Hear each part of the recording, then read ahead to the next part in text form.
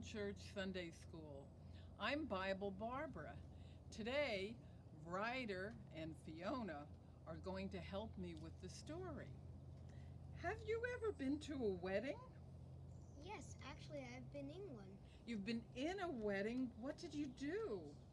I was the ring bearer. Oh my gosh, so what did you have to do to get ready for the wedding? I had to practice the rehearsal, and I had to look after the rings and get dressed in a certain clothes. Wow, those were pretty important jobs and all. Well, in Jesus' time, there were weddings too, but they were a little different. Shall we pretend that we're going to a wedding in Jesus' time? Sure. Okay, well, one thing that they did is they got dressed up. They usually wore something special, so maybe should I have something special on? What do you think? Yes. Okay. Maybe something like a necklace. A necklace. Where can we find a necklace right now? Oh, I got a necklace. Okay. Now I'm dressed up for the wedding. Oh, do I need a second necklace? Now I'm really dressed up for the wedding. Oh, I'm overdressed for the wedding. Oh my gosh, I'm really fancy. I'm really dressed up.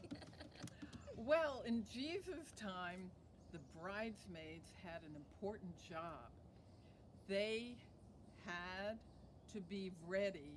They had to do their job and they had to do it right, or things just didn't go well. Dun dun dun. I'm going to read you a parable from the Bible. Now, a parable is the kind of story that Jesus told, which had some hidden meanings. And these bridesmaids had to be ready in this story. Ready for what? Ready for the wedding or maybe something else? Then the kingdom of heaven will be like this. 10 bridesmaids took their lamps and went to meet the bridegroom. 5 of them were foolish, and 5 of them were wise. When the foolish took their lamps, they took no extra oil with them, but the wise took flasks of oil with them, with their lamps.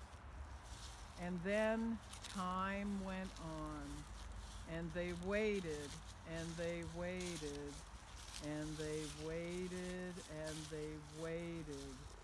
As the bridegroom was delayed for quite a while, all of them became really drowsy and they fell asleep. But at midnight, there was a shout. Look, here is the bridegroom. Come out to meet him. Then all those bridesmaids got up and trimmed their lamps. The foolish said to the wise, "Give us some of your oil, for our lamps are going out." But the wise replied, "No, there will not be enough for you and for us. You had better go to the dealers and buy some for yourselves." And while they went to buy it, the bridegroom came, and those who were ready went with him into the wedding banquet, and the door was shut. Later, the other bridesmaids came along, saying, "Lord, Lord, open to us." But he replied, "Truly I tell you, I do not know you. Keep awake therefore, for you know neither the day nor the hour."